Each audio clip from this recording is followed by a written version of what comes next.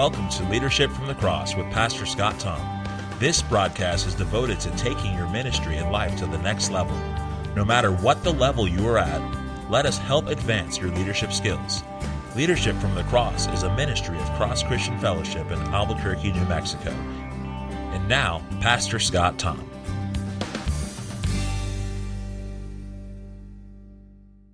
We have talked about casting a vision, about obtaining a vision.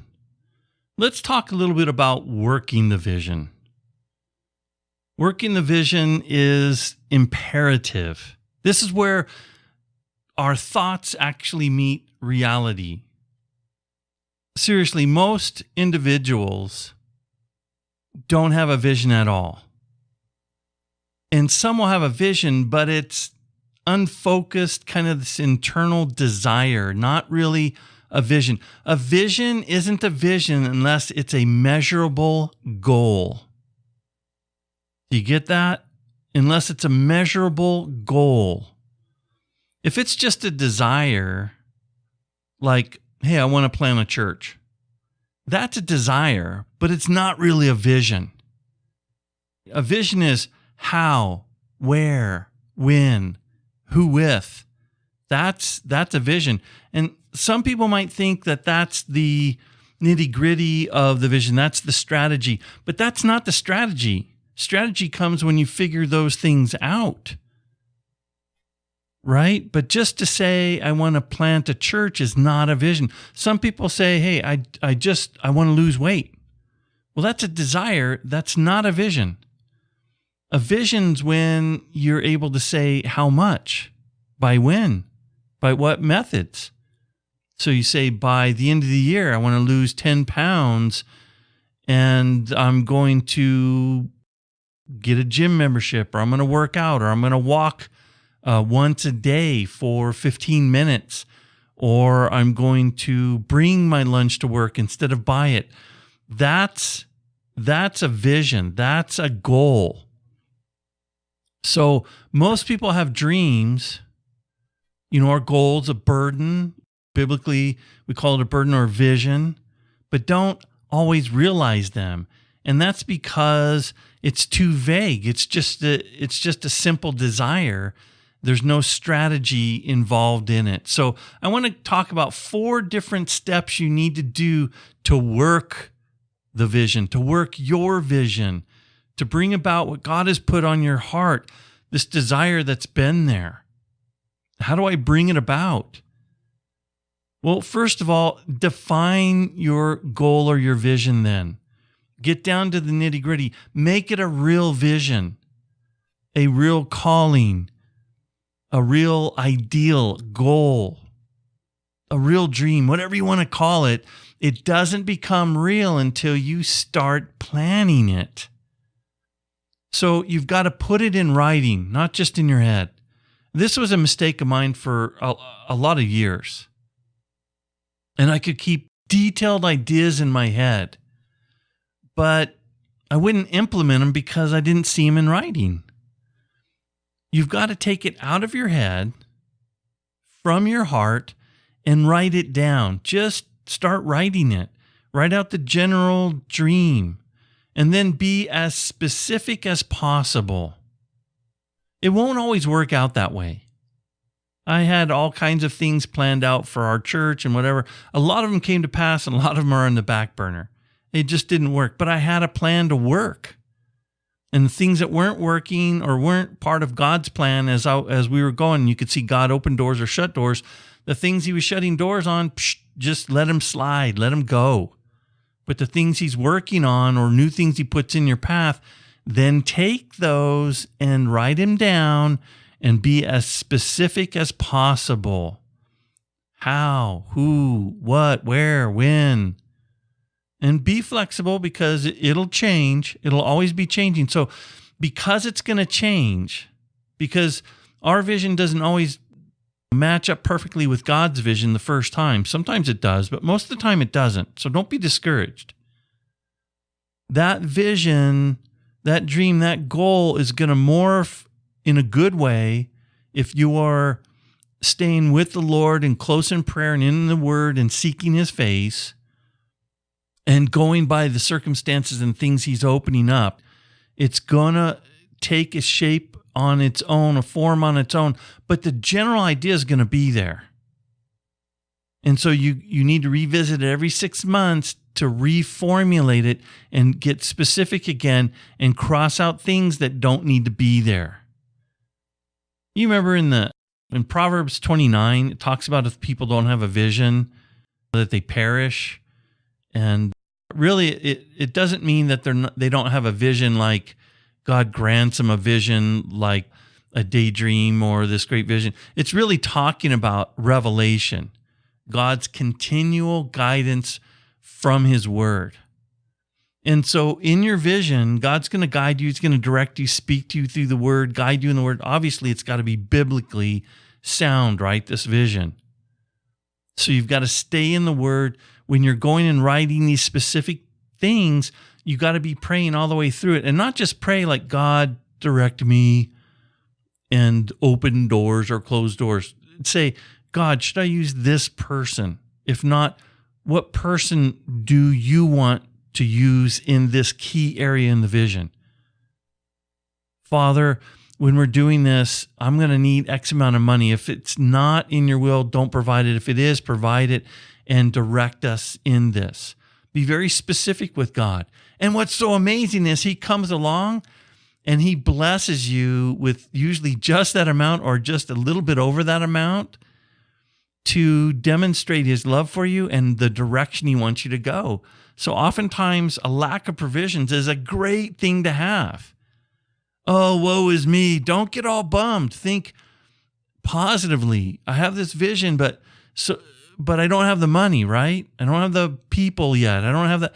So when he begins to bring the people and he begins to bring the resources and he begins to bring the money, man, rejoice, because he's now interacted with you directly from heaven.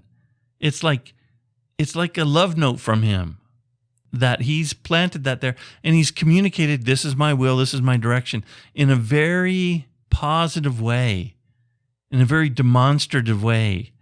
And it is so neat. It builds your relationship, your faith, your joy, your satisfaction, everything. So your goal, your vision obviously has to be biblical, has to be guided by the Lord, but these are the ways that you do it. So the first thing is, okay, define your goal and your vision. Be very specific. Don't have it in your head. Write it down. Be flexible, because it's going to change. It means visit it every month, every 6 months. It could be every month, but every 6 months for sure. And prayerfully, biblically go through it. The second thing is to take your vision and work it. Here's the problem. Most people tend to wait for it instead of work for it. They tend to wait for their vision just to shazam, miraculously happen, instead of working for it. You've got to work for it. If you're just sitting back waiting for change to happen, for things to happen, your vision's never going to come about. Anytime God gave a vision in Scripture, not necessarily did the people have to bring it about. I'm not saying you manufacture miracles, you do by your faith. I'm not saying that. But I'm saying you are going to have to work for it. You're going to have to put your nose to the grindstone, pedal to the metal type of thing. If you're just sitting back waiting for your calling, your vision, everything's just going to work together. All the circumstances are going to align. The stars are going to align. And everything's perfect, ain't going to happen.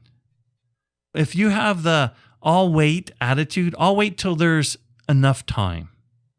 I'll wait till there's more money. I'll wait till there's more help. I'll wait till I have a better clarified vision, till everything's perfect. I'll wait till retirement. It's almost like saying, I'll wait for the burning bush. Look, it's not going to happen that way. It never happens that way. You can go in there and you can say, well, the promises of the Lord and the vision of the Lord, the battle is of the Lord. But they still had to fight.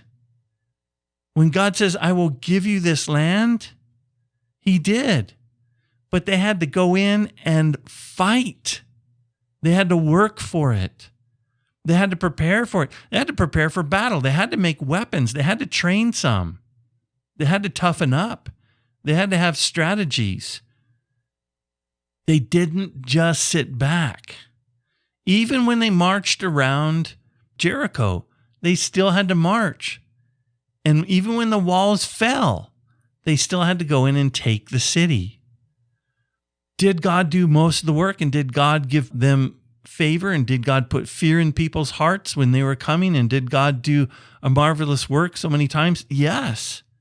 But they still had to show up. They still had to march. They still had to fight. They still was blood, sweat, and tears. And you're going to have some of those things. God gives us ultimate victory. But in the process, he's training us. He's disciplining us. We're learning obedience. We're learning all kinds of character, which makes our lives better, more wholesome, because we learn morality. I mean, when you're going to battle, you're not sinning, right? Because you're like, I want to have my life right with God because I want him behind me in this battle. And I don't want to walk into battle sinning because I want the full protection and blessing of the Lord. And he's not going to bless sin. So all kinds of benefits of this. So if you tend to wait for the vision to come about, it's not going to come about. Those who wait for it instead of work for it, wait forever. You're going to have to work some for it. Just have a mindset that you're going to do that. And love the journey as you do that.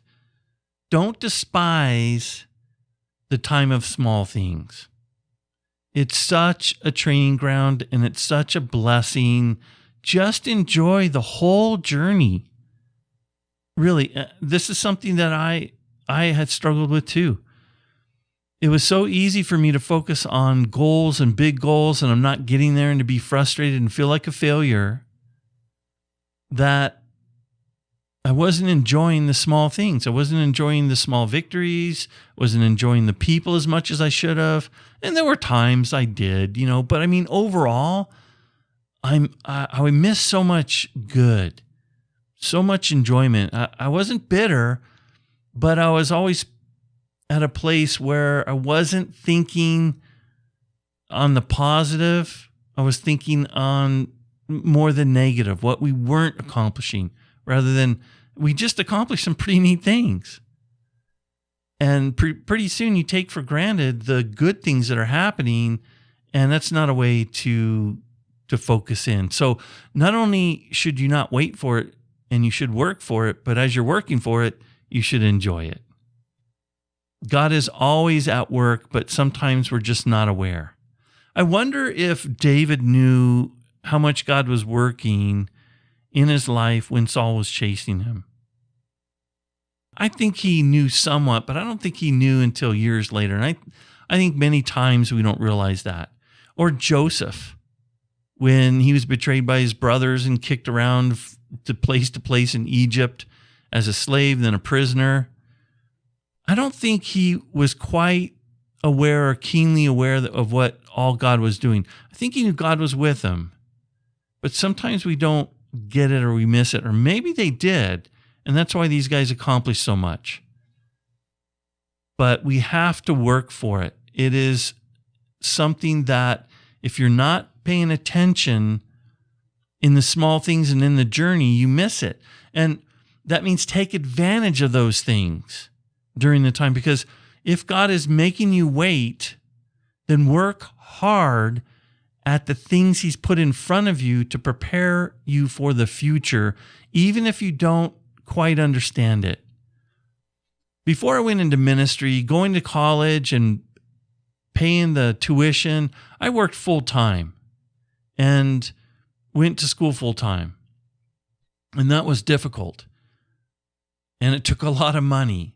And the jobs that I was able to get during that time weren't career building necessarily. They were a lot of retail jobs. And I thought, God, why am I doing these retail jobs? They don't seem to have anything to do with ministry. But yet, when I got into ministry, the first thing they handed me was the bookstore. And all that retail experience started coming in. Matter of fact, I kicked myself because I thought, man, I didn't apply myself. So many times they were trying to put me into management training sessions, and I did it because the regional managers or district managers would be on me and say, we want you in here. And I was fighting them because I'm like, but I'm called to ministry. I could care less about retail management, and how foolish was I? I did learn some things and it did bless in ministry, but I'm thinking, how much more could I have learned? Then when I got into that place, I took every class, every course, everything I could on retail management, on ministry management, on leadership, on employees and directing employees, everything I could.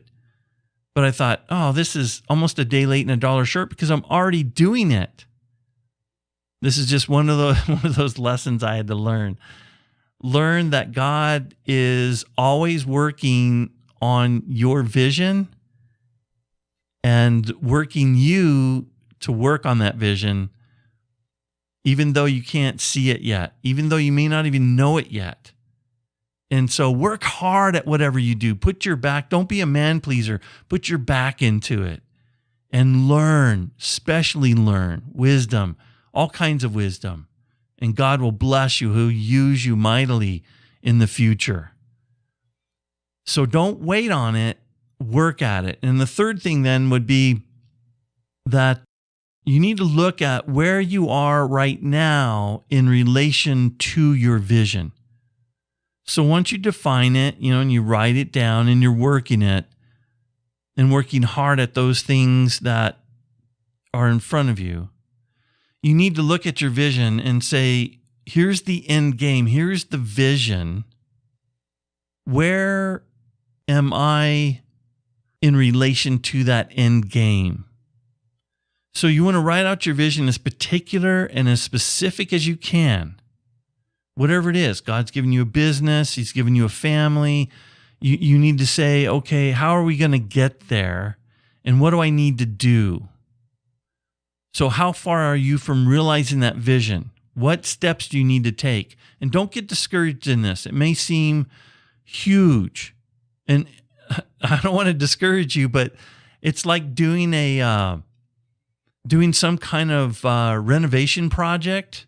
Have you ever done any kind of renovation in your home, or if you bought a car and you thought, oh, great, I got this car now, but now it's just like a money pit, right? You're always like, oh man, what's the next thing I got to fix or do or whatever? And you buy a home and you're like, oh, we got our own home, but then you're responsible for fixing everything, right? So if you plan to do like some kind of small remodel or whatever, it always takes twice the resources, twice the money, and twice the work, doesn't it?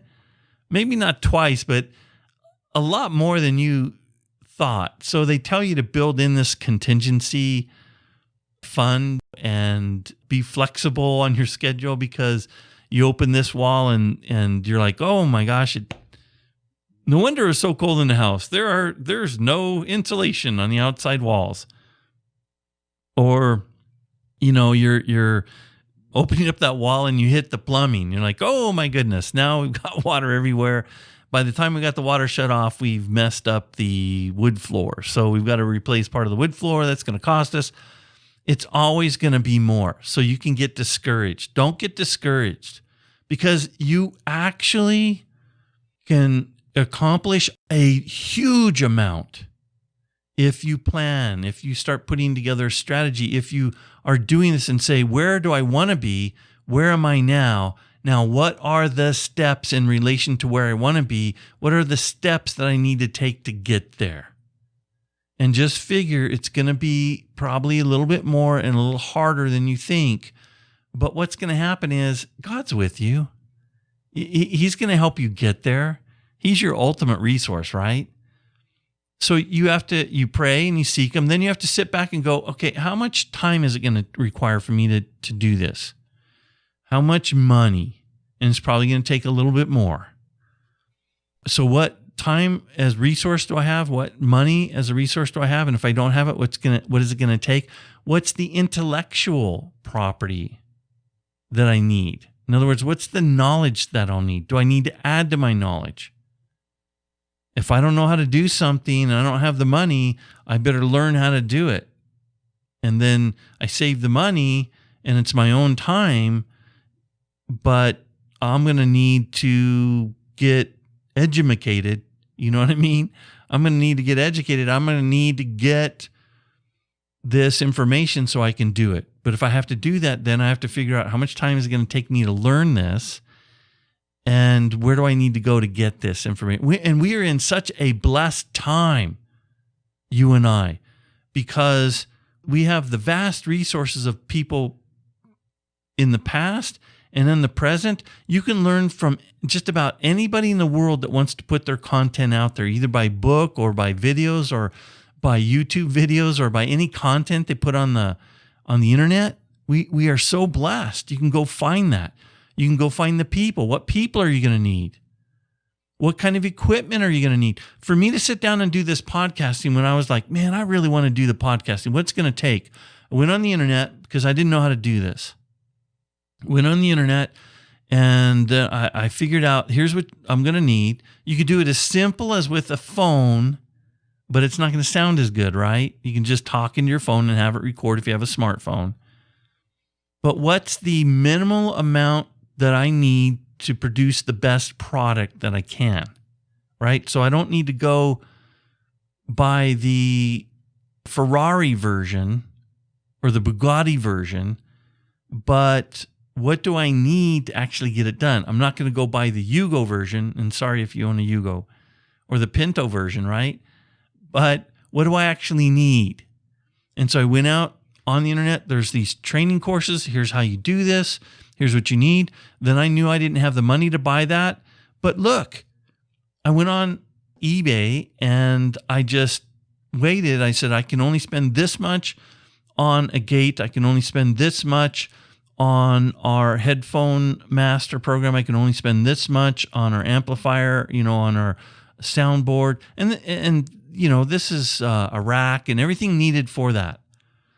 And then I just waited, and it took me longer, but I got brand new stuff for, the budget that I probably would have needed would be in about $2,400, $1,800 to $2,400 to buy everything new, primo condition, but I said, I've got $600. And that's microphones, that's our recording device, that's our amp, that's our soundboard, that's everything. Headphones, the stands, the everything. And it's a lot. So I sat there and just, hey, if I got outbid, I got outbid. In 2 weeks, there's going to be another one that comes up. And that's what I did. And I got the equipment and I listened and watched that video over and over till I figured out how to put it together and how to wire it, and just the spaghetti wiring in front of me, but it works. And that's how you do it. It took a lot of work, took extra time, didn't take as much money, but we got it done. So then you ask yourself, what resources do you have at your disposal? And you work around that. If you don't do that, what happens is you end up doing everything yourself, and you start burning out like Moses, and you frustrate the vision and everything else in Moses until he was, inspired and helped by his father-in-law. Then he realized, you know what? I'm going to spend more time training up people and have these 70 men who can oversee the hundreds and the 50s and the 10s that will really get the job done far better. But it's going to require extra time, extra effort, a system. I'm going to have to put a system together to mentor and train. And what resources could you acquire then? More people? Could you hire, or could you delegate? Could you free up your time? Could you get a virtual assistant? Could you get a volunteer? Could you automate something to free up your assistant and their time? Could you automate something like put up video training? So that, or a video introduction or a video course for your people. And these are the things that will help you, acquire that. So find out those steps And then what's going to take to get there, right? So what is your place compared to the vision? How far away or how close are you to getting that vision? What would it take you to close that gap? Then write those things down. Then the next thing is, what are you going to do every day to get there? To get that goal or get to that vision? What are you going to do every single day? Not just when you feel like it. Every single day. That's how you get there. Okay, you've written out what your vision is, what it's going to require to get you there. Now you break those things down, those big steps, into smaller steps. Break them down into baby steps so it's not overwhelming. I'll tell you what, though, if you do that every day, you take another baby step, you'll travel massive distances quickly. It won't seem like it, but you will get there quickly, faster than you will think, and you will at least get there. Even if it takes you longer than you think, you will at least get there when other people will never get there. And other people will look back and they'll go, how did you accomplish such a massive goal? It's because you took baby steps, right? You know what they say, how do you eat an elephant? One bite at a time. So if somebody was saying, hey, I want to plant a church, then what are you going to do every day to become a better leader, better pastor? What are you going to do every day to bring people into your church?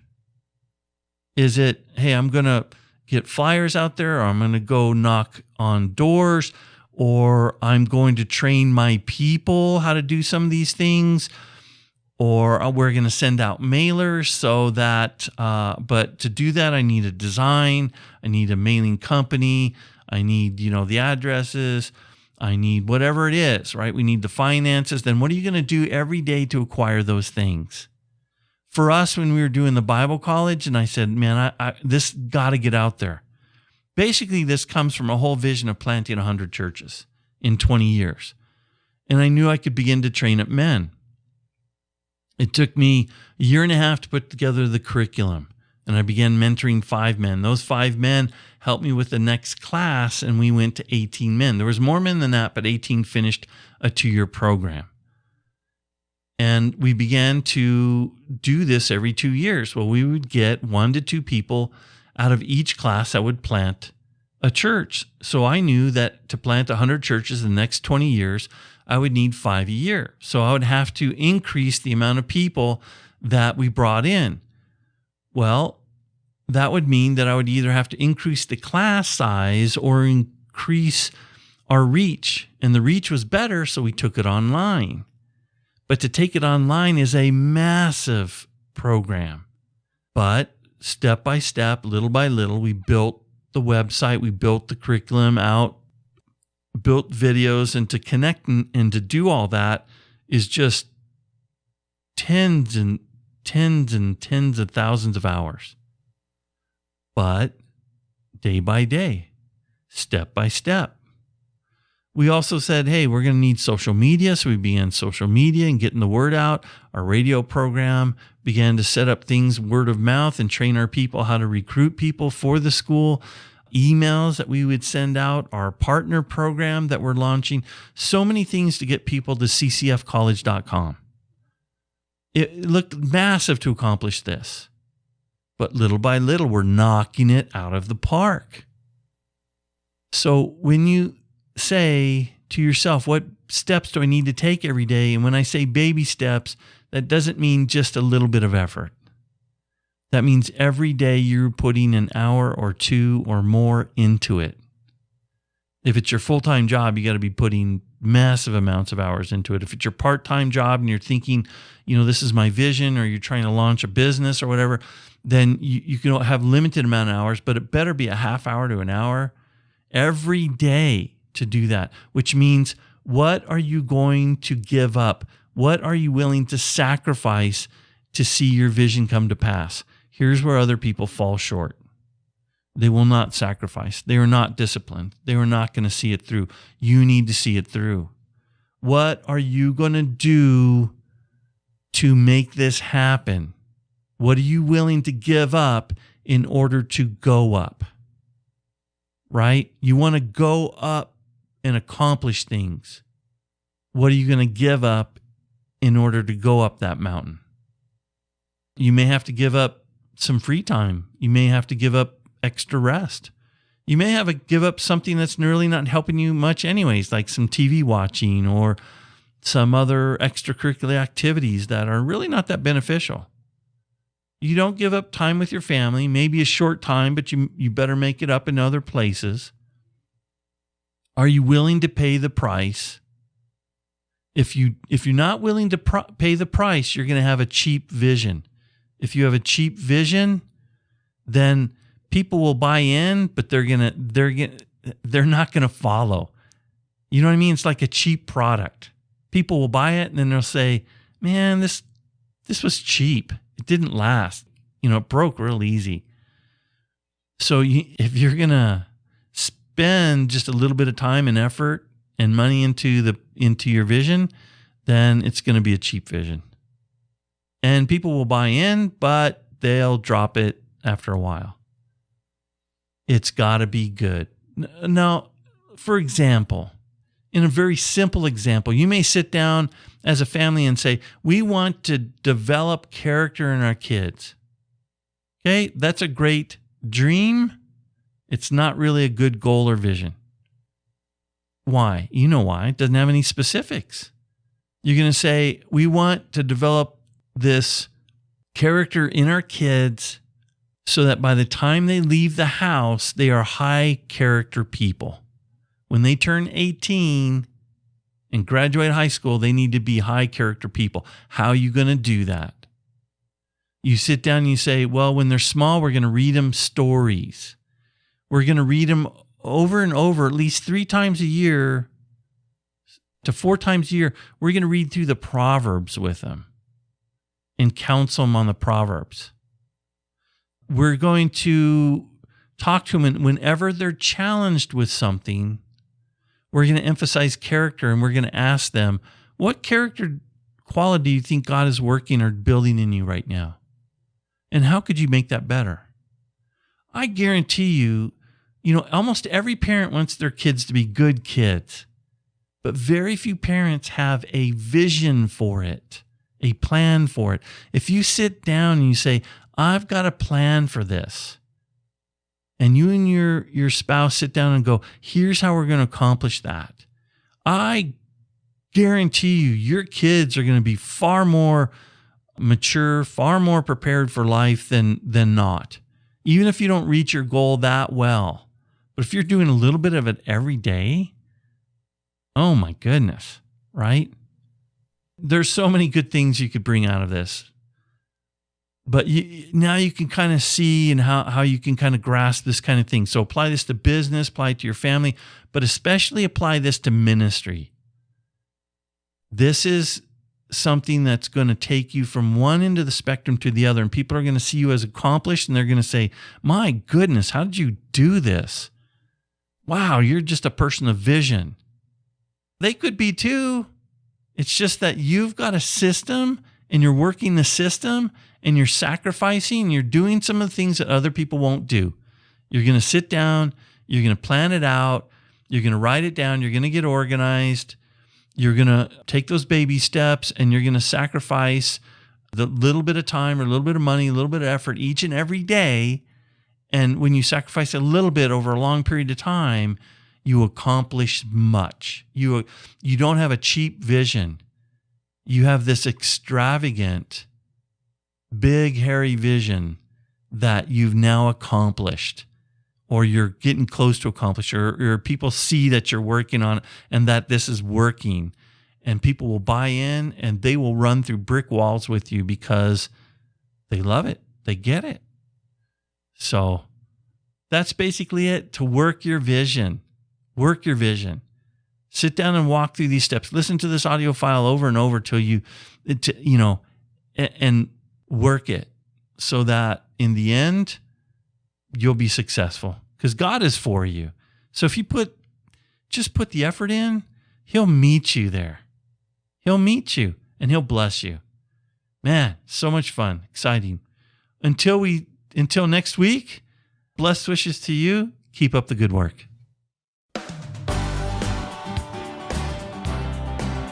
You have been listening to Leadership from the Cross with Pastor Scott Thom of Cross Christian Fellowship in Albuquerque, New Mexico. Check out Pastor Scott's ministry training school and his other radio show, No Other Doctrine, by visiting our website at crossfellowship.org. That's crossfellowship.org. Also, you can visit our Facebook page at Facebook.com/Leadership from the Cross.